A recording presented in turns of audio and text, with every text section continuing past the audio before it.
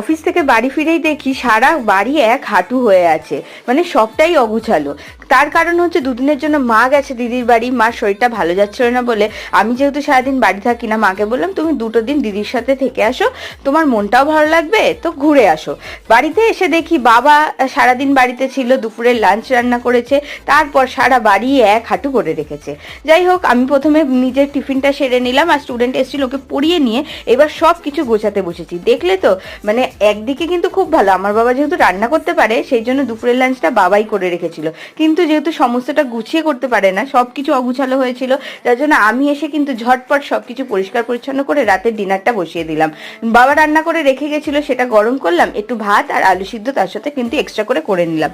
তারপরে পরের দিন সকালবেলা টিফিনের জন্য যেই রান্নাটা হবে তার সবজিগুলোও কেটে নিয়েছি। যেহেতু সারাদিন বাইরে অফিসের কাজেই ব্যস্ত থাকি, সেজন্য ঘরেরটা তো সেরকম ভাবে সামলাতে হয় না, অফিস করে ঘরের সামলে এখন তো পুরোইটা